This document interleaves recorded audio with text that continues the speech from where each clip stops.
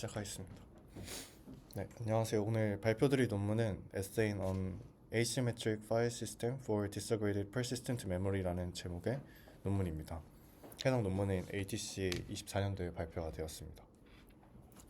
네, 여기서 나온 내용이 좀 2017년 데이터 기반이긴 한데 최근 들어서 이제 데이터 센터에서는 다양한 마이크로 세컨드 단위의 워크로드들이 증가를 하고 있다고 합니다. 하지만 기존의 데이터 센터들의 옵티마이제이션이 주로 타겟팅했던 것들은 나노세컨드와 이런 밀리세컨드 단위의 성능을 조금 더 효율적으로 내는 데 중심을 두고 있습니다. 이 마이크로세컨드 단위의 워크로드들은 뭔가 효율적으로 처리하는 데 있어서 많은 어려움을 겪고 있는데요. 이 근본적인 원인이 이 하드웨어들에서 이제 SSD는 너무 비교적 느린 속도를 가지고 있고 D램은 빠르긴 하지만 너무 높은 가격을 가지고 있기 때문에 이 중간 절충한 지점이 좀 충족이 못 되고 있는 상황이 발생을 하고 있습니다. 이런 상황에서 등장한 이런 persistent memory 하드웨어와 높은 밴드위스를 제공하는 RDMA와 같은 다양한 커넥티비티 기술들을 통해 많은 데이터 센터들은 분산 환경에서 PM을 추가하는 해결책을 채택을 하고 있습니다. 현재 모노리틱한 데이터 센터 구조는 모든 서버 머신에 각각 PM이 이렇게 분산이 되어 있고 이를 이더넷 혹은 CXL과 같은 높은 밴드위스를 제공하는 커넥션으로 연결이 되어 있습니다. 하지만 이러한 구조에는 성능과 가격적인 측면에서 한계를 좀 가지고 있는데요. 첫 번째 한계는 크로스 노드 간의 인터랙션이 매우 큰 오버헤드를 준다는 것입니다. 분산 파일 시스템의 한 가지인 ceph-fs를 예시로 한번 살펴보겠습니다. ceph-fs에서는 d엔트리와 i노드를 읽어올 때 메타데이터 서버에게 이제 요청을 보내게 됩니다. 이 과정에서 RuxDB, BlueFS, PMDK 같은 두꺼운 소프트웨어 레이어를 거치고 이제 메모리 베이스드의 RPC를 통해서 이 메타데이터 서버들의 요청을 보내게 됩니다. 이는 전체 시스템 콜 시간의 약 60% 가까이 차지할 정도로 큰 오버헤드를 주게 됩니다. 오른쪽 표는 그 디렉트 엔트리 수와 그 패스 랭스에 따른 레이턴시를 브레이크다운 한 건데요. 그 오른쪽에 보시는 것 같이 그 패스의 랭스가 증가할수록 라운드 트립이 증가하여 전체적인 그 레이턴시가 증가하는 것을 볼 수 있습니다. 이제 두 번째 문제는 위크 싱글 노드 케이퍼빌리티입니다. PM은 하드웨어적인 한계로 인해서 하나의 노드에 붙일 수 있는 PM의 수가 제한적입니다. 논문의 환경에서는 최대 4개로 설명을 하고 있고 이는 한 512GB 정도로 나와 있습니다. 또한 왼쪽에 나오는 그래프와 같이 시중에서 구할 수 있는 옵테인 PM의 밴드위스를 실험한 결과인데요. 스레드의 수가 4개만 넘어도 이 초록색 그래프인 라이트 밴드윗이 세츄레이션 되는 것을 확인할 수 있습니다. 이로 인하여 만약에 특정 노드에 핫스팟이 발생을 하게 된다면 해당 노드의 PM의 밴드위스가 전체적인 성능의 병목을 발생시킬 뿐만 아니라 이로 인해서 다른 노드들의 언더 유틸라이제이션까지 발생시키게 됩니다. 이러한 싱글 노드 약점을 보완하기 위해서 그리고 또 PMM 전체 용량을 증가시키기 위해서 결국에는 이제 이 데이터 센터들에서는 그냥 새로운 노드를 추가하는 방법밖에 선택할 수 없는데요. 여기서 마지막 한계가 발생을 하게 됩니다.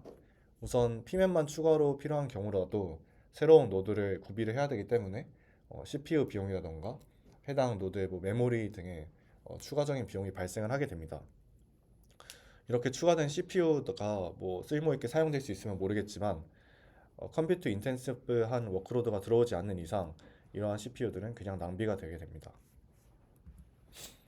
이러한 기존의 시메트릭한 구조를 한계를 극복하기 위해서 Disaggregated PMM 아키텍처가 많은 관심을 받고 있습니다. 이 구조는 PMM을 모놀리틱한 구조에서 분리를 해서 따로 메모리 풀을 형성을 하고 이에 접근하는 방식으로 구성이 되어 있습니다. Disaggregated PMM, 이제 줄여서 DPM이라고 말씀드릴 텐데요.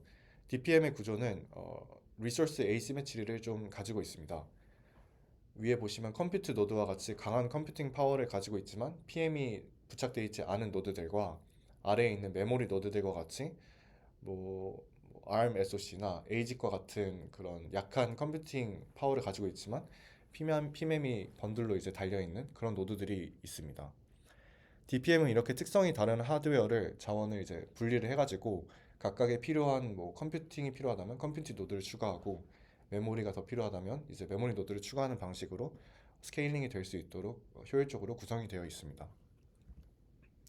해당 논문은 이러한 DPM 구조 위에서 DPM의 특성을 살려가지고 높은 효율을 내면서 적은 비용으로 이 분산 파일 시스템을 구성하기 위해서 디자인하는 데 목표를 두고 있습니다. 우선 앞서 말씀드린 것처럼 DPM은 하드웨어 리소스 에이시메트리를 띠고 있는데요. 논문에서는 이제 그러한 에이시메트리를 활용하기 위해서 파일 시스템을 크게 컨트롤 플레인과 데이터 플레인으로 나눴고, 컨트롤 플레인에서는 그 파일 시스템 스테이트나 뭐 시스템 콜 처리 같은 것들을, 메타데이터 처리 같은 것들을 처리를 하고, 데이터 플레인에서는 데이터 스토리지와 데이터 무브먼트 등을 담당을 하게 됩니다. 컨트롤 플레인은 이 CN 위에서 돌고 각각은 캐시 FS로 구성이 되어 있습니다. 이는 유저 레벨 약간 파일 시스템 라이브러리인데요. 각각의 이제 로컬 스테이트를 통해서 들어오는 시스템 콜 서비스들을 처리를 하게 됩니다. 데이터 플레인은 이제 밑에 페타바이트 스케일의 PM 모듈들이 RDMA와 뭐 CXL과 같은 커넥티비티로 연결되어 있는 상태로 구성이 되어 있습니다. 여기서 이제 캐시 FS들은 각각의 로컬 스테이트를 가지고 있고, 결국에는 이 로컬 스테이트를 기반해서 이제 클라이언트들에서 오는 시스템 콜들을 이제 처리를 해주게 되는데요. 결국에는 이 모든 게 하나의 파일 시스템이기 때문에 이에 대한 코헤런시나 뭐 동시에 들어오는 시스템 콜에 대한 뭐 컨시스턴시 같은 것들을 보장을 해줘야 됩니다. 이를 위해서 이 논문에서는 shared 로그 기법을 통해서 전체 데이터의 뭐 듀러빌리티, 리니어라이저빌리티 그리고 또 코헤런스 등을 보장을 하고 있습니다. 이제 캐시 FS는 이제 로컬 스테이트를 갖고 있다면 이 shared FS는 PM 단에서 가지고 있는 전체적인 파일 시스템의 스테이지라고 생각을 해주시면 되겠습니다. 캐시 FS는 뭐 우선 자신의 로컬 스테이트의 모디피케이션이나 시스템 콜 등을 이제 핸들링을 하고, 이에 대해서 shared 로그에 로깅을 하고 추후에 백그라운드 스레드들이 이 shared 로그에 있는 내용을 shared FS에 반영을 하는 형태로 구성이 되어 있습니다. 우선 컨트롤 플레인에 대해서 조금 더 설명을 드리겠습니다. 컨트롤 플레인은 앞서 설명드린 것 같이 shared 로그를 통해서 그 핵심적인 기능들을 모두 다 제공을 하고 있습니다. 뭐 듀러빌리티, 리니어라이저빌리티, 코헤런스 등을 이제 로그로 이제 추상화를 해서 로그의 퍼시스턴스 그리고 올더링 그리고 플레이백을 통해서 해당 내용들을 지원을 하려고 하고 있습니다. 그리고 캐시 FS의 구성에 대해서 간단히 말씀드리면 내부적으로는 이제 네임스페이스 캐시랑 블럭 캐시가 가지고 있는데, 네임스페이스 캐시는 최근에 접근했던 네임스페이스 엔트리라던가 뭐 아이노드라던가 그런 내용들을 가지고 있고, 블럭 캐시에는 이제 실제 데이터 블럭에 대한 메타데이터, 뭐 어느 메모리 노드에 어디에 가야 된다 그런 주소 같은 것들을 가지고 있습니다. 그래서 이제 그 캐시 FS에서 결국에는 shared 로그로 그 기능들을 해서 이제 기능을 구현을 했는데요. 그 추상화의 첫 번째에 대해서 살펴보도록 하겠습니다. 우선 시스템 콜이 들어오게 되면은 캐시 FS는 총 2개의 로그를 어펜드를 하게 됩니다.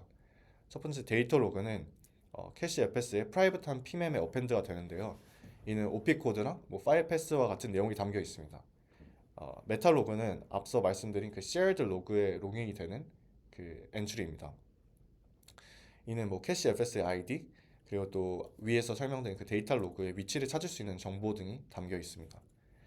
즉 이제 실질적인 시스템 콜에 대한 정보는 위에 있는 데이터 로그가 담고 있고, 결국에 이 M 로그는 이 글로벌하게 다른 뭐 캐시 FS들이 이 시스템 콜의 존재를 찾을 수 있게 하기 위한 그런 로그로 생각해 주시면 되겠습니다. 따라서 밑에 이제 저장되는 순서를 살펴보시면 우선 실제로 이제 데이터를 가지고 있는 데이터 로그를 우선 RDMA write과 RDMA read로 persistent하게 write를 하게 됩니다. 여기서 RDMA read를 하는 이유는 그 타겟 노드에서 PCI 뭐 버퍼에 있는 것을 플러시하기 위해서 RDMA write과 read를 커플링해서 내려보낸다고 설명하고 있습니다. D로그가 이제 persistent 하다면 M로그를 이제 글로벌한 shared 로그에 로깅을 하고, 뒤에서 설명드리겠지만 이 캐시 FS 내부의 로컬한 스테이트를 가장 최신으로 포워딩하기 위해서 shared log 플레이백을 하게 됩니다. 그리고 이제 마지막으로 위에서 들어왔던 시스템 콜에 대한 처리를 수행을 하게 됩니다. 여기서 이제 1단계 이후로는 D로그가 PMM에 persistent하게 저장되었기 때문에 이 이후로 듀러블 하고 뭐 논문에서 설명하고 있지 않지만 이후에 크래시가 나거나 뭐 뒤에 있는 것들이 수행되지 않더라도 맨 앞에 있는 것만으로도 충분히 이제 데이터 컨시스턴시나 듀러빌리티를 보장을 해줄 수 있을 것으로 예상이 됩니다. 이제 두 번째는 시스템 콜 리니어라이저빌리티입니다. 이제 다양한 캐시 FS들이 동시에 시스템 콜들을 계속 수행을 하고 뭐 클라이언트에서 오는 시스템 콜들을 이제 수행을 하게 될 텐데 앞서 말씀드린 것처럼 캐시 FS들은 각각의 이런 로컬 스테이트만을 가지고 있습니다. 근데 이제 이 로컬 스테이트는 각자 혼자만 보고 있는 거기 때문에 다른 그 캐시 FS도 공유를 하기 위해서 이 shared 로그에 내가 어떤 시스템 콜을 어떻게 처리했다라고 로깅을 하게 되는데 이 shared 로그는 아무래도 다양한 이 어펜더들이 있기 때문에 그냥 테일에다 대고 뭐 RDMA, CAS, 뭐 컨퍼런스 수업을 통해서 어토믹하게 업데이트를 하게 되면은 너무 큰 컨텐션을 발생시키게 됩니다. 그래서 이를 해결하기 위해서는 이 논문에서 아레나라는 그런 개념을 도입하게 되었는데요. 간단하게 이제 shared 로그에 아레나라는 리전을 두고 이 캐시 FS가 새로운 앱로그를 삽입할 때 맨 뒤에 테일에 하는 게 아니라 이 아레나의 영역 중에 한 가지 랜덤한 앱로그 엔트리를 골라가지고 거기에 이제 새로운 앱로그를 넣게 됩니다. 이렇게 되면은 뭐 이렇게 할 수 있는 그 이후에 뒷받침되는 근거는 컨커런트한 이런 시스템 콜들은 사이에서는 그 오더링이 제한이 없기 때문에 컨커런트하게 들어오는 시스템 콜 앱로그 인서션을 이제 하나의 아레나 내에서 랜덤하게 삽입할 수 있도록 하자. 그래서 테일에 대한 컨텐션을 줄이자라는 게 이 아이디어의 주 내용입니다. 그래서 예시로 들면은 아레나 1, 이제 케이스 1 같은 경우에는 C1, 2, 3, 4가 이제 각각의 캐시 FS인데요.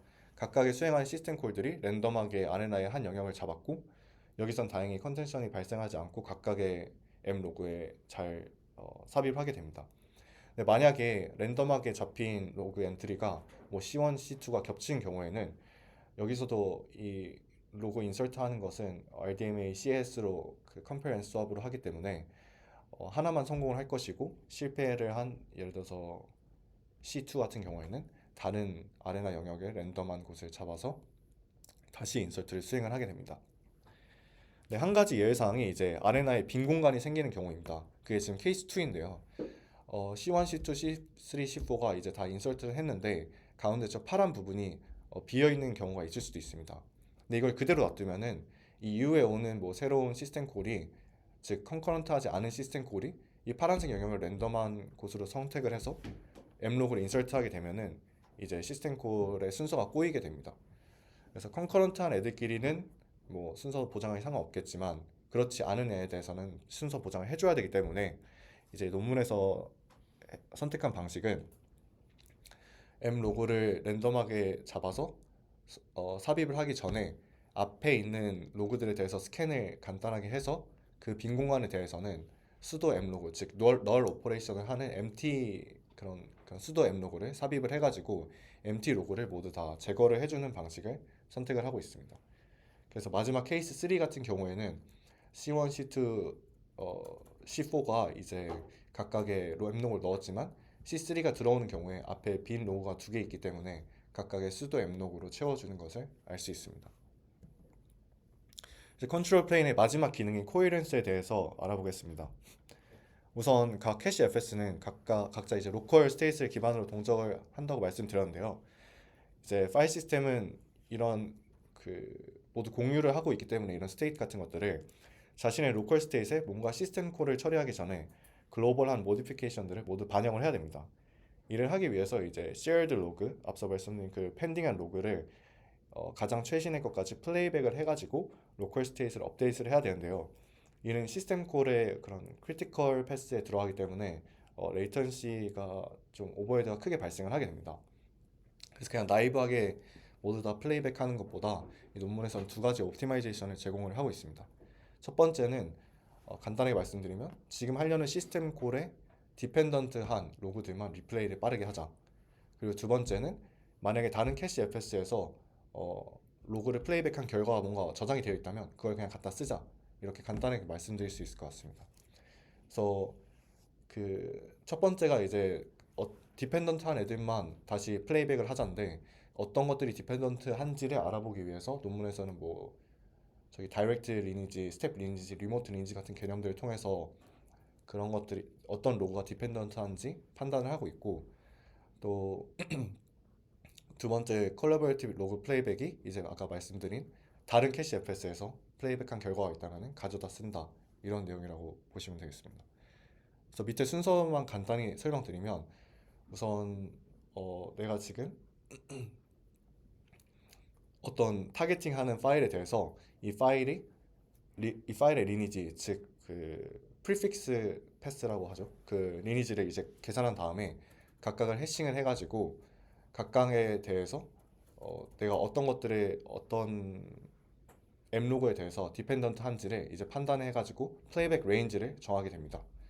그리고 마지막으로 이제 다른 캐시 FS의 결과들이 저장되어 있는 곳에 봐서 이 플레이백 레인지를 partial replay를 할 수 있는지 아니면 full replay를 할 수 있는지를 판단을 해서 리플레이 시간을 대단히 단축을 하고 있다고 주장하고 있습니다.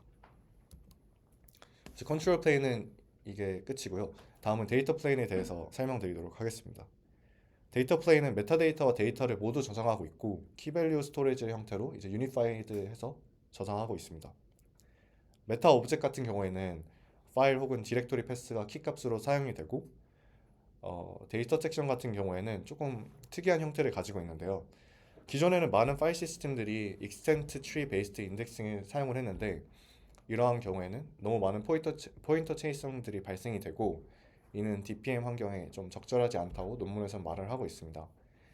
이에 논문에서는 그 데이터 섹션이라는 개념을 추가적으로 도입을 해가지고 이 키로 사용되는 거는 파일의 메타데이터 주소 그리고 파일 내의 스타트 애드레스 그리고 섹션 사이즈 이렇게 키로 주면은 extent 애드레스를 받게 되고 이제 이 extent 애드레스에 접근해가지고 해당 오프셋에 그 피지컬한 블럭에 접근할 수 있는 이런 단 두 번만의 포인터 체이싱으로 피지컬 익스텐트에 접근할 수 있는 방법을 새롭게 추가를 하였습니다.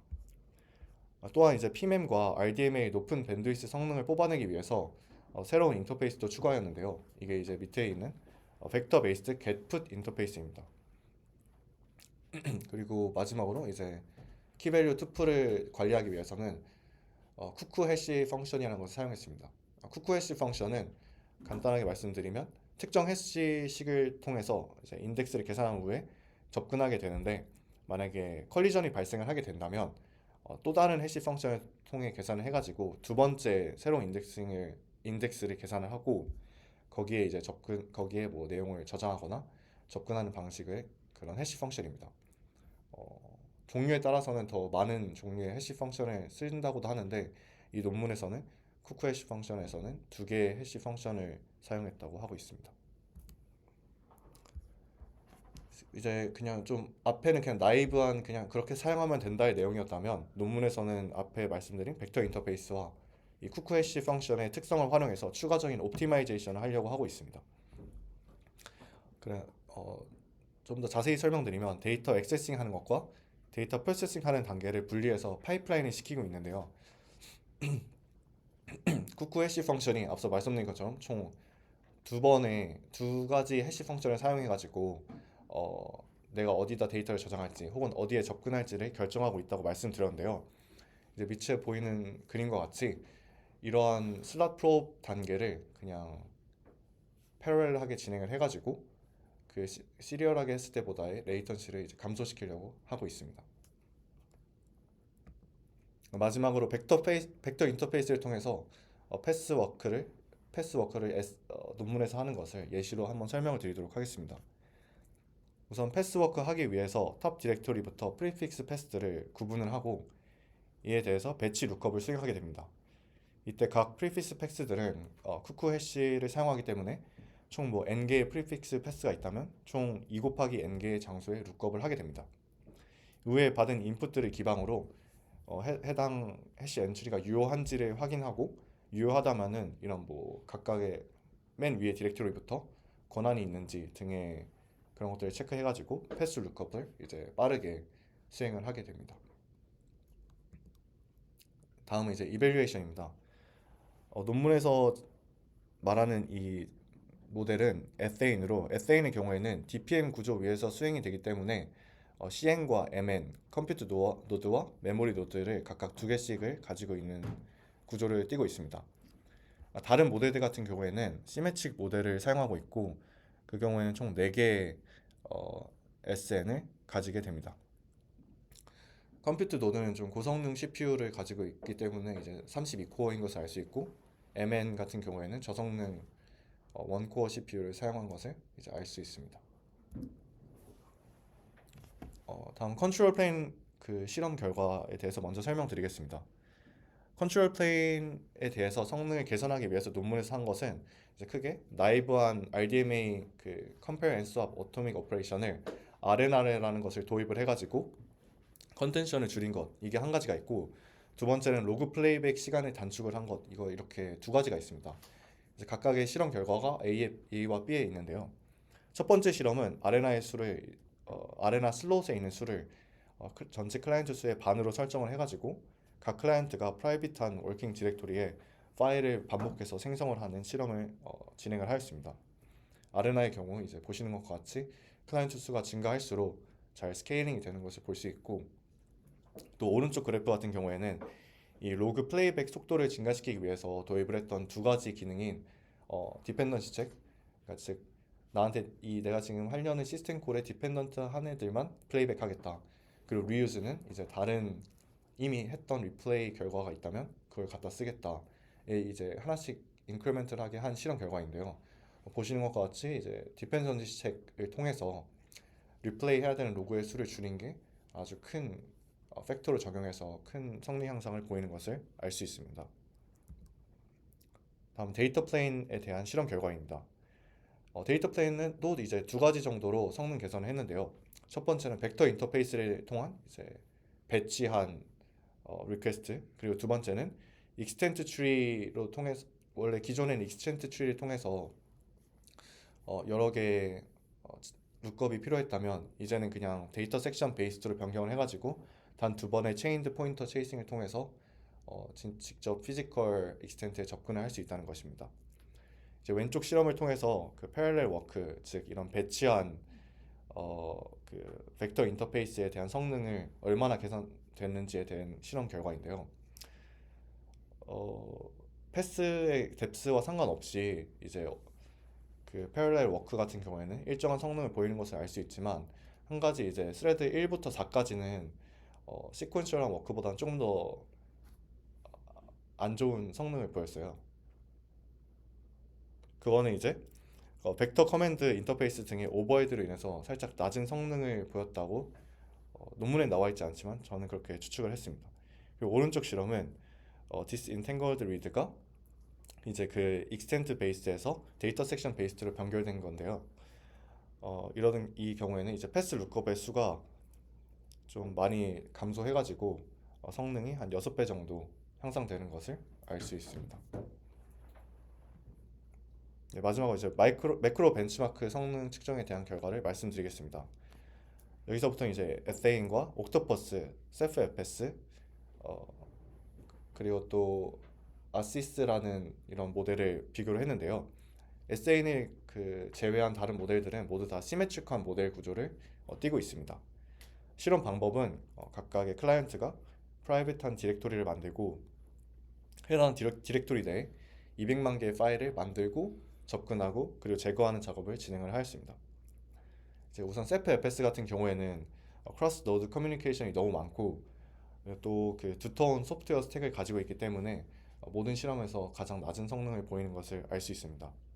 옥토퍼스 파일 시스템 같은 경우에는 메타데이터 서버가 이제 싱글 스레드로 동작을 하기 때문에 스케일이 일정 구간 이상에서는 증가하지 못하는 것을 알 수 있고, 아사이스라는 이 모델 같은 경우에는 이제 특징이 그 클라이언트, 즉 유저 근처에, 유저의 머신에 있는 NVM을 사용을 하는 그런 파일 시스템입니다.